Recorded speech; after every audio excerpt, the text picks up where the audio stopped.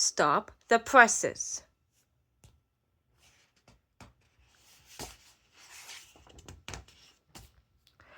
SpongeBob ran out of his house. Patrick, he called out, we're going to do the greatest thing we have ever done.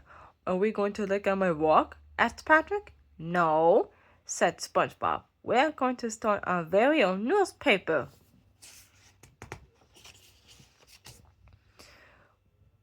What's a newspaper? Patrick asked. It's a piece of paper with information and stories and events. SpongeBob explained.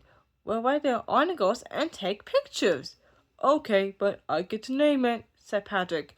How about News Made Up by SpongeBob and Patrick? Here's a camera, said SpongeBob. Go all over Bikini Bottom and take pictures of amazing things. Gotcha, said Patrick. What are you going to do? SpongeBob smiled. I'm going to interview one of the most fascinating subjects in town.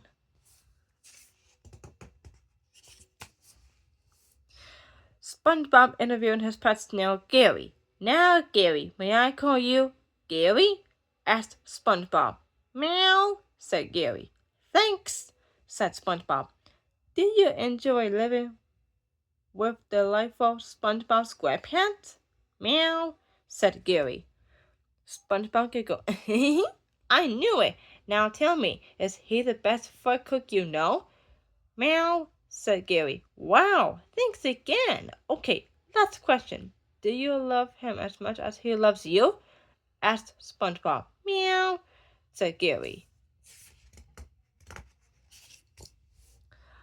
Patrick went off to take pictures. Suddenly he saw his rock. Wow, look at this amazing rock, he cried. I've got to take a picture of this. I've never seen anything like it. Say cheese, please. The next morning, SpongeBob and Patrick stood on a corner in downtown Bikini Bottom holding out copies of their newspaper. Extra, extra, read all about it, shouted SpongeBob. Gary comes clean and shocking interview, Patrick yelled, and in the same issue, the amazing rock.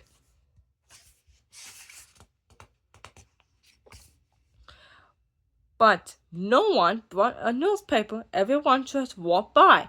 Why won't anyone buy our newspaper? SpongeBob wondered aloud.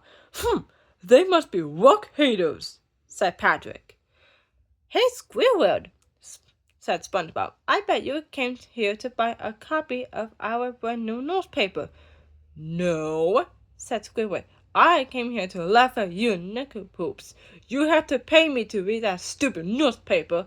Okay, here's a third one, said SpongeBob. Read it and tell us why people aren't buying it.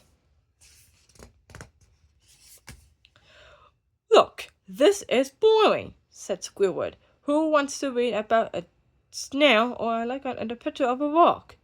But it's an amazing rock, said Patrick. Squidward shook his head. People want to read juicy gossip and see embarrassing photos. Of rocks? Asked Patrick. Stop talking about rocks, yelled Squidward.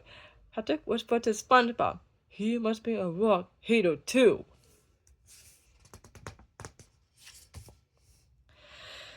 Squidward is right, said SpongeBob. We got to get the dirt on everyone. Okay, here's my shovel, said Patrick. No, not that kind of dirt, Patrick, said SpongeBob. We have to find out everyone's deep, dark secrets. Later that night, SpongeBob and Patrick went to Mr. Krabs' house and peeked in the window. Mr. Krabs was putting dollar bills in little bits and kissing them good night. Sleep tight, my little loves.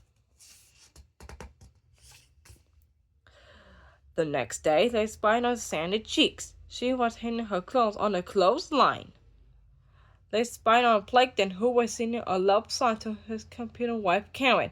Plankton sang in his deep voice, Karen, my love, you are more beautiful than the freeways in Cincinnati. I love you almost as much as I would love to get the secret recipe to make a Krabby Patty.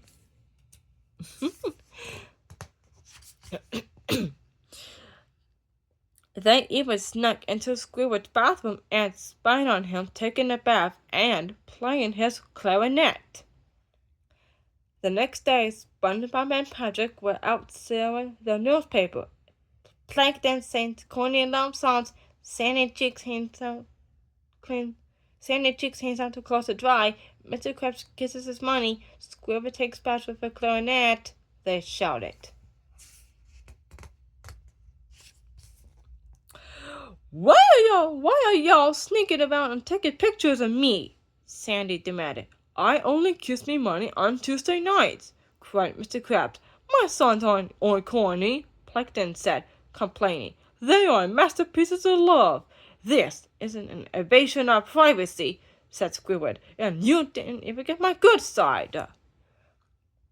If you can't put something nice, don't put anything at all, said Sandy. Mr. Krabs nodded. Aye, the last is right. It was a mean thing to do, lads. Go for your shower, make sure you shave and all. I'm sorry, cried SpongeBob. We didn't mean to hurt anybody. We just wanted to sell our newspaper. We won't do it anymore. We should have stuck wrong with frogs. Patrick said, sobbing. That ain't out of the newspaper business, Patrick, said SpongeBob. But what are we going to do about these newspapers? Patrick asked. SpongeBob snapped his fingers. Don't worry, I've got a great idea. Paper hats here, shouted SpongeBob. Come get your paper hats. Hats for sale, yawned Patrick. Perfect for wearing while looking at rocks. SpongeBob not. Patrick, I think this is the beginning of a very successful business.